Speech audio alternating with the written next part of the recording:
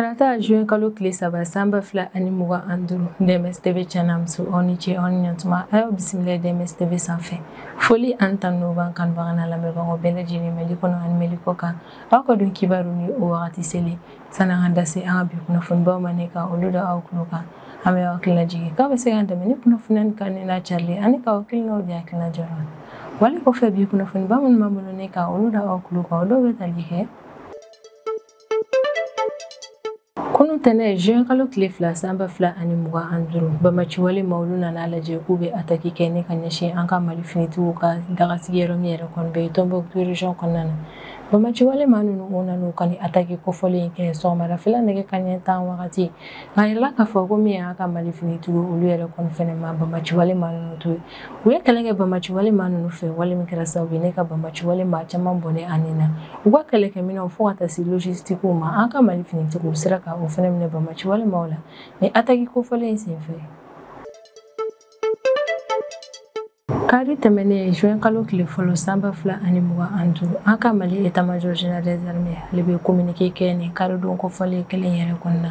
ko nin don kofɔlen na Bamaciwale maaw olu nana attaque kɛ ne ka ɲɛsin an ka Mali finitigiw ka kan fila ma minnu yɛrɛ kɔni bɛ Bulkesi ale ni Mondoro maralen kɔnɔna na yɔrɔ minnu bɛ tali kɛ Douentza région de la état-major ka kɔrɔfɔ la ko attaque yɛrɛ kɔni senfɛ an ka Mali finitigi dɔw bɔnɛna u ni na ko wale yɛrɛ kɔni kɔfɛ an ka Mali finitigiw olu yɛrɛ kɔni taara u labɛn ko kura ye ne ka na Bamaciwale maaw kama o ye opération kɛrɛnkɛrɛnnen dɔw daminɛ Bamaciwale maaw ka attaque kɔfɛ o opération kɛrɛnkɛrɛnnen nin kɛra sababu ye ni Bamaciwale maa caman bɔnɛna ani na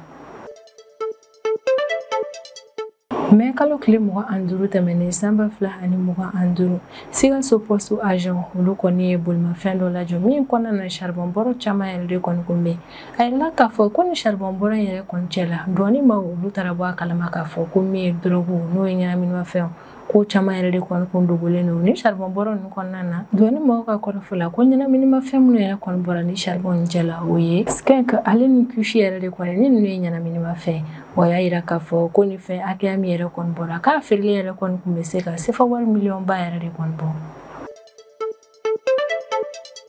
wagati laban ninnu na an ka bɔlɔsiraw kan an ka Mali jamana kɔnɔdenw olu ka kumaw yɛrɛ kɔni cayara ne ka ɲɛsin an ka jamana furakɛlikɛlaw yɛrɛ kɔni ka baara kɛcogo ma furakɛlisow yɛrɛ kɔni na ko kɛra sababu ye n'an ka Mali kɛnɛyako minisiri ni o ye colonel Assane Badialo Touré ale kɔni atelier d'échange dɔ yɛrɛ kɔni labɛn ani an ka Mali furakɛlikɛlaw fo ka taa se jamana kɔnɔdenw ni ɲɔgɔn cɛla yɛrɛ kɔni na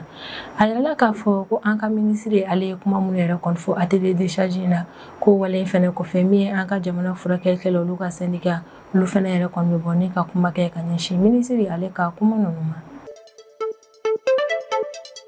Kari tɛmɛnen juin kalo tile fɔlɔ sanba fila ani mugan ani duuru siraba kasara dɔ yɛrɛ kɔni kɛra Zantigila sira kan yɔrɔ min bɛ taa Segu région yɛrɛ kɔni kɔnɔna na a yirala k'a fɔ ko siraba kasara in yɛrɛ kɔni juguyara kosɛbɛ k'a kɛra sababu ye ne ka maa caman bɔnɛ ani na min fɛnɛ ye mɔgɔ jugutaw ye minnu jogini yɛrɛ kɔni ka jugu kosɛbɛ kow caman fɛnɛ yira siraba kasara in na mai kalo tile 30 tɛmɛnen sanba fila ani mugan ani duuru kene kɔ village kɔnɔna na yɔrɔ min bɛ tali kɛ Bafula bɛ cercle de kɔnɔna na a yirala k'a fɔ ko tasuma mɛnɛba dɔ yɛrɛ kɔni kɛra sababu ye ni ka tiɲɛniba yɛrɛ de kɔni don ni village maaw kun ka d'a kan min ye u ka baganw ye sɛw sagaw fo ka taa se misiw ma ko caman yɛrɛ kɔni fagara ni tasuma mɛnɛ in senfɛ don tɛmɛnenw na Niger jamana ɲɛmaa ni o ye général Abdourahmane Tiani ale kɔni ye interview dɔ kɛ Niger telesoba la ni interview yɛrɛ de kɔni kɔnɔna na Abdourahmane Tiani ale b'a yira k'a fɔ ko walasa Niger ale kɔni k'a ka frontière dayɛlɛ ani Benin ni ɲɔgɔn cɛ la ko condition kɛrɛnkɛrɛnnen dɔw yɛrɛ de kɔni bɛ o la o condition kɛrɛnkɛrɛnnen ninnu yɛrɛ kɔni bɛ général Abdourahmane Tiani ale bɛ i dasi o condition ninnu bɛɛ lajɛlen ma ni kunnafoniba nin de bɛ an bolo kɔrɔ bi an bɛna minnu walawala o ye bidon kibaru kɔnɔna na Kunu tɛnɛ juin kalo tile fila sanba fila ani mugan ani duuru an ka Mali état-major général des armées ale bɛ laseli kɛ ko nin don kofɔlen kelen na ko Bamaciwale maaw olu kɔni k'u nana lajɛ k'a fɔ k'u bɛ attaque kɛ ni ka ɲɛsin an ka Mali finitigiw yɛrɛ kɔni ka dagasigiyɔrɔ ma yɔrɔ min bɛ Tombouctou région de kɔnɔna na. Communiqué kɔnɔna na état-major b'a perepere k'a fɔ ko banbaaci walemaa ninnu u nan'u ka attaque kɛ sɔgɔmadafɛla nɛgɛ kanɲɛ 10 wagati de ko nka an ka Mali finitigiw ka teliya n'u ka cɛsiri o kɛra sababu n'u sera ka banbaaci walemaa ninnu bali u ka attaque in na. Bilan fɔlɔ minnu bɔra an ka autorité militaire yɛrɛ kɔni yɔrɔ la o de ye ko banbaaci walemaa 13 olu yɛrɛ de kɔni bɔnɛna u ni na an bɛ wagati min n'a fɔ ko bi fɔlɔ. O fana tɛmɛlen kɔfɛ an ka Mali finitigiw sera ka banbaaci walemaw ka kɛlɛkɛminɛn caman minɛ u la u ka bolimafɛnw minɛ u la fo ka taa se u ka équipement suguya camanw ma k'o bɛɛ lajɛlen sera ka minɛ u la an ka Mali finitigiw fɛ ni opération in senfɛ an bɛ wagati min na i n'a fɔ ko bi ko Tombouctou ale situation yɛrɛ kɔni taabolo ka ɲi ka d'a kan yɔrɔ in yɛrɛ kɔni bɛ an ka Mali finitigiw ka bolo kan ko nka min ye opération de ratissage ye halisa o baaraw bɛ ka kɛ an ka Mali finitigiw fɛ walasa maa minnu yɛrɛ kɔni sera ka boli ka bɔ kɛlɛ nin yɛrɛ kɔni na ka se ka olu yɛrɛ kɔni bɔnɛ u ni na ko opération de ratissage a bɛ ka kɛ Tombouctou fantan a 4 bɛɛ lajɛlen la walasa ka se ka région kofɔlen yɛrɛ kɔni lakana sabati état-major ka kɔrɔfɔ la communiqué yɛrɛ kɔni kɔnɔna na ko wagati nataw la a bɛna kunnafoniya kura wɛrɛw yɛrɛ kɔni cari ni ko wɛrɛw yɛrɛ kɔni bɔra ni attaque in bilan ko yɛrɛ kɔni na ko an bɛ wagati min na i n'a fɔ ko bi kunnafoniya min yɛrɛ kɔni bɛ attaque ko in kan ko o yɛrɛ de kɔni ye ni kunnafoniya ninnu ye. An ka Mali état-major général des armées ale ye communiqué kɛ kari tɛmɛnen juin kalo tile fɔlɔ san 2025 ko nin don kofɔlen kelen na banbaaci walemaw olu nana binkani wale kɛ ni ka ɲɛsin an ka Mali finitigiw ka dagasigiyɔrɔ 2 ma min yɛrɛ kɔni bɛ Mondoro ale ni Bolkesi mara de kɔnɔna yɔrɔ minnu bɛ tali kɛ Douentza région de kɔnɔna na état-major ka communiqué kɔnɔna na a y'a jira k'a fɔ ko an ka Mali finitigiw y'u cɛsiri ka banbaaci walemaw kɛlɛ u ka attaque in kɔnɔna na ko an ka Mali finitigiw tilala ka segin u kɔ yɛrɛ kɔni walasa ka se ka taa u ka contre offensive dɔ yɛrɛ kɔni labɛn communiqué in kɔnɔna na autorité militaire b'a perepere k'a fɔ ko an ka Mali finitigi caman yɛrɛ kɔni sen donna ni kɛlɛ in na u caman yɛrɛ kɔni binna kɛlɛkɛyɔrɔ la ka d'a kan ko kun cɛsirilen don jamana yɛrɛ kɔni lafasali la banbaaci walemaa ninnu kama ko an ka Mali finitigiw yɛrɛ kɔni kelen ni ka sigi u kɔ walasa ka se ka taa u labɛn ko kura ye ka na ko u ka o labɛnni ko kura in kɛra sababu ye n'u sera ka banbaaci walemaa caman bɔnɛ u ni na minnu kun kɛnbɛ ni ka u fara ɲɔgɔn kan ka t'u dogo yɔrɔ dɔ yɛrɛ kɔni na u tilalen u ka walejugu ninnu na ka ɲɛsin an ka Mali finitigiw ma komi opération de ratissage halisa o yɛrɛ kɔni bɛ ka continuer an ka Mali finitigiw fɛ wa Mondoro ale ni Bolkesi fila bɛɛ yɛrɛ kɔni bɛ o surveillance yɛrɛ kɔni na walasa min yɛrɛ kɔni ye nin yɔrɔ kofɔlen localité ninnu ye ka se ka lakana sabati o yɔrɔ in na état-major bɛ an ka Mali finitigiw fo kosɛbɛ kɛrɛnkɛrɛnnenya la minnu sen donna ni opération in na a b'u fo u ka cɛsiri hali ni u ka baara kɛko ɲumanw na a bɛ welemada kɛ ni ka ɲɛsin jamana kɔnɔden bɛɛ ka jamana kɔnɔden ɲuman yɛrɛ kɔni na a bɛ a laɲini maliyɛn jamana kɔnɔdenw fɛ k'an faralen yɛrɛ kɔni ka tu ɲɔgɔn kan an ka duwawu caman kɛ an ka Mali finitigiw ye wa an ka fara ɲɔgɔn kan i n'a fɔ cɛ kelen yɛrɛ de kɔni an ka to an ka Mali finitigiw kɔ walasa ka se ka an ka Mali finitigiw yɛrɛ kɔni jukɔrɔma don u ka nin baara ninnu kɔnɔna na ni o de ye banbaaci walemaw kɛlɛli ye walasa ka se ka anw jamana kɔnɔdenw ka lakanaw sabati ni wagati in na an ka Mali finitigi minnu yɛrɛ kɔni tora ni attaque in na an bɛ duwawu yɛrɛ kɔni kɛ u ye k'Ala ka baarabara dali nɔgɔya u ye an ka Mali finitigi ninnu Ala ka olu fara seedusiw kan ka d'a kan ninnu yɛrɛ kɔni ni tora faso lafasali baaraw de la an ka Mali autorité olu yɛrɛ kɔni cɛsirilen don kosɛbɛ ɲɛnaminimafɛn kɛlɛli yɛrɛ kɔnɔna ni ka bɔ an ka Mali jamana kɔnɔna na mais kalo tile 25 tɛmɛnen san 2025 Sikaso poste agent olu yɛrɛ kɔni ye saisie ba dɔ yɛrɛ kɔni kɛ u ye bolimafɛn dɔ lajɔ min kɔnɔna na ɲɛnaminimafɛn paquet baden yɛrɛ de kɔni kun b'a kɔnɔna na a yirala k'a fɔ ko ɲɛnaminimafɛn paquet nin yɛrɛ kɔni kun ka ca ni 100 de ko ɲɛnaminimafɛn nin yɛrɛ kɔni minɛna maa min na o y'a sɔrɔ ni makofɔli yɛrɛ kɔni kun kɛnbɛ ne kan ni duguko ɲuman charbon bɔrɔ yɛrɛ de kɔni kɔnɔna na ko charbon in kun bɛ transport en commun dɔ de kɔnɔna na min kun bɛ ka taa Kucala fanfɛla de la ko ɲɛnaminimafɛn minnu yɛrɛ kɔni bɔra a kɔnɔna na a yirala k'a fɔ ko ɲɛnaminimafɛn ninnu ye king ale ni kushi yɛrɛ de kɔni ye an ka Mali autorité yɛrɛ kɔni ka ni intervention ye o yɛrɛ kɔni labɛnna commissaire Mohamed Jakite ale ni commissaire Aboubakar C Kamara yɛrɛ de kɔni fɛ ko wa u ye intervention yɛrɛ kɔni labɛn o y'a sɔrɔ u ye renseignement kɛrɛnkɛrɛnnen dɔw yɛrɛ de kɔni sɔrɔ min y'u la kunnafoniya k'a fɔ ko maa dɔ yɛrɛ kɔni kɛnbɛ ni ka ɲɛnaminimafɛn yɛrɛ kɔni dogo charbon bɔrɔ kɔnɔna na ko commissaire ka maa nin yɛrɛ kɔni bɔra charbon bɔrɔ 8 yɛrɛ de kɔni kan ko charbon bɔrɔ 8 nin bɛɛ lajɛlen yɛrɛ kɔni kɔnɔna na ɲɛnaminimafɛn nin yɛrɛ kɔni kun dogolen bɛ a kɔnɔna na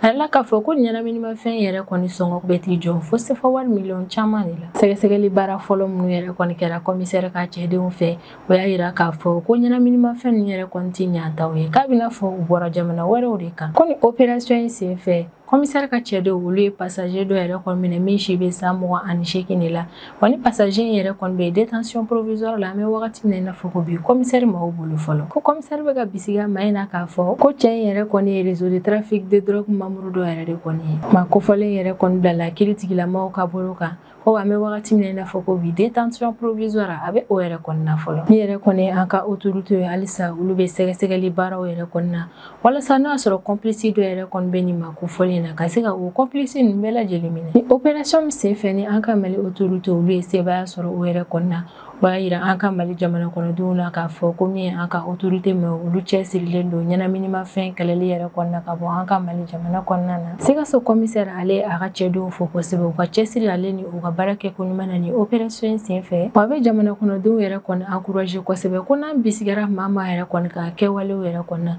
an ka o ko nin yɛrɛ kɔni da an ka Mali autorité tulo kan ka d'a kan ko nin yɛrɛ de kɔni bɛ kɛ sababu ye n'an bɛ jɛ ɲɔgɔn fɛ yɛrɛ kɔni ka ɲɛnaminimafɛnw don ni kɛlɛ ka bɔ an ka Mali jamana kɔnɔna na an ka Mali kɛnɛyako minisiri ni o ye colonel Assane Bajalo Touré ye ale ye laɲini kɛ jamana kɔnɔdenw bɛɛ lajɛlen yɛrɛ kɔni fɛ ko ni an taara furakɛlikɛyɔrɔ yɛrɛ kɔnɔna na ni furakɛlikɛlaw olu ye kɛwale dɔw yɛrɛ kɔni kɛ an na ni o kɛwale yɛrɛ kɔni kɔnɔna na furakɛlikɛlaw olu ka sariyaw tɛ jɛ ni a yɛrɛ kɔni k'a b'a laɲini o jamana kɔnɔdenw yɛrɛ kɔni fɛ k'u ka dénonciation yɛrɛ kɔni kɛ dénonciation bɛ se ka kɛ ni jumɛn ye a tigi tɔgɔ ni a jamu ko kɛra heure min na a n'a kɛra furakɛliso min yɛrɛ kɔni na ko ka o bɛɛ lajɛlen yɛrɛ kɔni da ale tulo kan ni laɲini kɛra an ka Mali kɛnɛyako minisiri yɛrɛ de kɔni fɛ atelier d'échange dɔ senfɛ min kɛra alamisa tɛmɛnen ne atelier d'échange min yɛrɛ kɔnɔna minisiri ale ye kumaɲɔgɔnya tɛmɛ ani an ka furakɛlikɛlaw ani jamana kɔnɔdenw ni ɲɔgɔn cɛla la an ka minisiri yɛrɛ kɔni bɛ bɔ ni ka ni kuma yɛrɛ kɔni fɔ o y'a sɔrɔ don damadɔni ka kɔn o yɛrɛ kɔni ɲɛ an ka Mali jamana kɔnɔden dɔ ale ye jakumata dɔ yɛrɛ kɔni jari ni jamana kɔnɔden yɛrɛ kɔni ka jakumataw yɛrɛ kɔni kɔnɔna na a bɛ k'a yira k'a fɔ yɛrɛ kɔni ko an ka Mali furakɛlikɛlaw yɛrɛ kɔni ye kɛwale dɔw ta ne ka olu yɛrɛ kɔni sɛgɛrɛ dɔgɔtɔrɔso la an jamana kɔnɔden yɛrɛ kɔni kun bɛ ka ni dénonciation yɛrɛ kɔni kɛ a ye dénonciation yɛrɛ kɔni kɛ ni dalu kɛrɛnkɛrɛnnen de dalu min yɛrɛ kɔni kun ye jakumata ye min kɔnɔna na an bɛ an ka jamana furakɛlikɛla dɔ yɛrɛ kɔni ye ni ale yɛrɛ kɔni bɛ ka a baara kɛ ɲɔgɔn dɔ yɛrɛ kɔni kɔrɔfɔ ka d'a kan ko tigi yɛrɛ kɔni kun bɛ ka i mako don banabagatɔ dɔ de la wa an ka jamana furakɛlikɛla yɛrɛ kɔni kun ka kuma kɔnɔna na a kun bɛ ka yira k'a fɔ ko ni banabagatɔ minnu yɛrɛ kɔni peresilen don ko olu yɛrɛ kɔni ka taa cliniquew la ni jakumata yɛrɛ kɔni carila kosɛbɛ an ka jamana bɔlɔlɔsiraw kan o kɛra sababu yɛrɛ kɔni ne ka an ka Mali jamana kɔnɔden caman yɛrɛ kɔni ladimi a ma da jamana kɔnɔdenw dɔrɔn yɛrɛ kɔni ladimini ma a kɛra sababu ye ne ka an ka Mali kɛnɛyako minisiri yɛrɛ kɔni fɛnɛ ladimi fo kana fɔ yɛrɛ kɔni minisiri ale yɛrɛ kɔni bɔra ne ka kuma a ko ɲɛ kan o de sen fɛ minisiri ale atelier d'échange dɔ yɛrɛ kɔni labɛn atelier d'échange min yɛrɛ kɔni kun babu de ye an ka jamana furakɛli yɔrɔ yɛrɛ kɔni sanuya ko ale ni banabaatɔ yɛrɛ kɔni taara dɔgɔtɔrɔso la furakɛlikɛlaw olu yɛrɛ kɔni bɛ u kunbɛn cogo min na de colonel Assane Bajalo Touré ka kuma yɛrɛ kɔni kɔnɔna na a bɛ an ka jamana furakɛlikɛla dɔw yɛrɛ kɔni ka kɛwalew dénoncer a b'a yira k'a fɔ ko mani yɛrɛ kɔni bɛ fili la o de la a bɛ hakilisigi kuma yɛrɛ kɔni fɔ jamana kɔnɔdenw ye k'an ka Mali jamana furakɛlikɛla fɛn fɛn yɛrɛ kɔni mana na kɛwale dɔ yɛrɛ kɔni kɛ min man kan tɛ ka kɛ a ka baara kɔnɔna na k'o tigi k'a dɔn k'a fɔ ko yafa ko yɛrɛ kɔni t'a la ka d'a kan min ye sanction ye ko o yɛrɛ kɔni bɛ ta o kama nka ko walasa autorité yɛrɛ kɔni ka se ka o maaw yɛrɛ kɔni sanctionner a bɛ laɲini kɛ syndicat ale ni jamana kɔnɔdenw yɛrɛ kɔni fɛ ko ni comportement sugu dɔw yɛrɛ kɔni kɛra u la furakɛlisow la ko ka o ko ninnu yɛrɛ kɔni dénoncer de Bamako fo ka taa se an ka jamana région caman yɛrɛ kɔni ma an ka Mali jamana kɔnɔdenw y'a yira k'a fɔ k'u bɛ an ka Mali kɛnɛyako minisiri ka décision in yɛrɛ kɔni juguma don kosɛbɛ ka d'a kan ko décision in ye décision ɲuman ye dɔw yɛrɛ kɔni ka kɔrɔfɔ la ko minisiri ka décision in yɛrɛ kɔni ye décision ɲuman ye ka d'a kan ko ni jamana kɔnɔdenw yɛrɛ kɔni ye dénonceli kɛ n'o y'a sɔrɔ sanction yɛrɛ kɔni bɛ ta a ko la ko bɛ sɔn ka kɛ sababu ye an ka jamana furakɛlikɛla dɔw yɛrɛ kɔni bɛ u ka jogow falen dɔw yɛrɛ fana ka kɔrɔfɔ la ko minisiri filɛ ka décision min yɛrɛ kɔni ta ko ni décision yɛrɛ kɔni labaara la a bɛ sɔn ka kɛ ɲuman ye an ka Mali jamana kɔnɔdenw ma wa a bɛ kɛ ɲuman ye fana an ka jamana furakɛlikɛyɔrɔ maaw ma ka d'a kan k'a bɛ kɛ sababu yɛrɛ kɔni n'an ka Mali jamana kɔnɔden caman olu yɛrɛ kɔni bɛna a préférer ka taa o furakɛ an ka jamana foroba furakɛli yɔrɔ yɛrɛ kɔni na ka tɛmɛ clinique kan nka hali n'a sɔrɔ jamana kɔnɔdenw yɛrɛ kɔni y'a yira k'a fɔ ko décision diyara u ye o ye an ka Mali kɛnɛyako minisiri fo kosɛbɛ ni an ka jamana furakɛlikɛlaw yɛrɛ kɔni ka syndicat ye u kɔni bɛ a ka ka barakɛlaw lafasa Mali furakɛlikɛlaw ka syndicat ni o ye Simema maaw ye olu y'a yira k'a fɔ k'u ye ministre ka kuma yɛrɛ kɔni mɛn ko wa olu sɔnna ma k'a fɔ ko furakɛlikɛla ka baara yɛrɛ kɔni kɔnɔna na a kan ka a ka banabaatɔ yɛrɛ kɔni kunbɛn ka ɲɛ ko wa olu sɔnna ma k'a fɔ fɛnɛ ko furakɛlikɛla kan ka baara yɛrɛ kɔni kɛ sɔgɔma fo su fo ka taa fɔ ni heure min yɛrɛ kɔni u kan ka taa u lafiya yɛrɛ de kɔnɔ nka syndicat man yɛrɛ kɔni bɛ hakilinaji kɛ ko o yɛrɛ kɔni kan ka kɛ lahalaya min kɔnɔna na o kan ka sɔrɔ lakana ale ni i lafasalen don ko fɔ bɛɛ lajɛlen k'a faamu k'a fɔ ko furakɛlikɛla ale yɛrɛ kɔni bɛ a ka baara kɛ condition gɛlɛmanbaw de kɔnɔna na ko mɔgɔ min yɛrɛ kɔni bɛ ka baara kɛ situation gɛlɛman yɛrɛ kɔni kɔnɔna na qu'est-ce ko maa yɛrɛ kɔni bɛ se ka o kɔrɔfɔ yɛrɛ wa ka d'a kan k'a ye ko dɔw kɛ ko Mali furakɛlikɛla kelen yɛrɛ kɔni bɛ se ka furakɛlikɛla 10 ka baara yɛrɛ kɔni kɛ situation dɔw kɔnɔna na ko kuma dɔw la furakɛlikɛlaw sɛgɛnnen don ko o bɛ se ka kɛ sababu yɛrɛ kɔni ni don dɔw yɛrɛ kɔni ka gɛlɛn furakɛlikɛlaw ma ko yɛrɛ de kɔni na ko fo jamana kɔnɔdenw yɛrɛ kɔni fɛnɛ k'a faamu k'a fɔ ko don dɔw ka gɛlɛn docteur yɛrɛ kɔni ma Simema maaw y'a yira k'a fɔ fɛnɛ ko wagati laban ninnu na u bɛ ka jakumata dɔw yɛrɛ kɔni minnu kɔnɔna na jamana kɔnɔdenw olu bɛ ka attaque yɛrɛ kɔni kɛ ka ɲɛsin an ka jamana furakɛlikɛlaw ma ka sɔrɔ k'an ka furakɛlikɛlaw u b'u ka baaraw yɛrɛ kɔni kɛ sariya kɔnɔna na syndicat bɛ hakilinaji kɛ jamana kɔnɔdenw yɛrɛ ye k'a fɔ ko in yɛrɛ kɔni bɛ se ka kɛ sababu ye ni an ka Mali furakɛlikɛlaw bɛ plainte yɛrɛ kɔni tigɛ o tigi kama ko wa a bɛ se ka kɛ sababu yɛrɛ kɔni ni an ka Mali furakɛlikɛlaw olu yɛrɛ kɔni bɛ décision ta k'u bɛ baara yɛrɛ kɔni jɔ ni u mago sera a ma yɛrɛ kɔni nka min yɛrɛ kɔni an ka Mali kɛnɛyako ministre ni o ye colonel Asanba Jalo Ture ale kɔni ye ta fɔ a y'a yira k'a fɔ ko n'a taara furakɛlikɛyɔrɔ yɛrɛ kɔni na ni kɛwale dɔw kɛra an na yɛrɛ kɔni an ka dénonciation kɛ dénonciation bɛ kɛ ni jumɛn a tigi tɔgɔ n'a jamu a kɛra heure min na n'a kɛra kɛnɛyaso min yɛrɛ kɔni na i ka o kunnafoniya nin yɛrɛ de kɔni fara ɲɔgɔn kan i ka dénonceli kɛ ni o ye ni o yɛrɛ kɔni kɛra sanction min kan ka ta o ma ko fɔlen kama o fɛnɛ bɛ ta o yɛrɛ kɔni kama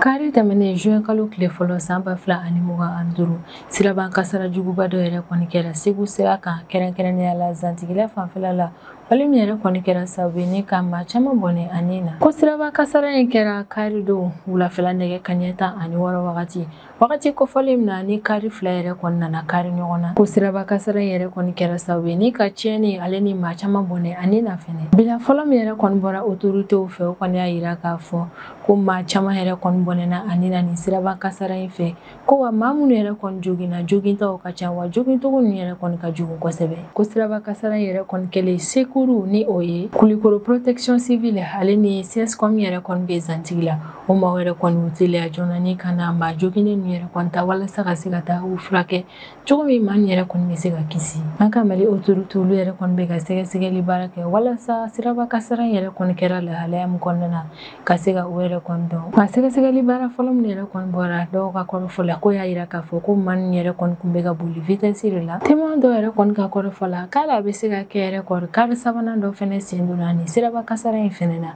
nka o kunnafoniya yɛrɛ kɔni an ma se ka o tiɲɛtigiya fɔlɔ min yɛrɛ kɔni ye Segu sira ye an b'a jateminɛ k'a fɔ seliba wagati siraban kasara yɛrɛ kɔni bɛ caya ni yɔrɔ kofɔlen na wale min yɛrɛ kɔni bɛ kɛ sababu ye ni ka ninnu yɛrɛ kɔni caya o kun yɛrɛ kɔni ka ca a dɔw yɛrɛ kɔni ye vitesse tali kun de a dɔw yɛrɛ kɔni fɛnɛ u tɛ sira sariyaw yɛrɛ de kɔni labato nka maa minnu yɛrɛ kɔni fatura ni siraban kasara la an bɛ dugawu yɛrɛ kɔni kɛ k'Ala ka badabada dali nɔgɔya olu ye maa minnu yɛrɛ kɔni fɛnɛ joginnen don an bɛ nɔgɔya da yɛrɛ kɔni kɛ olu fɛnɛ ye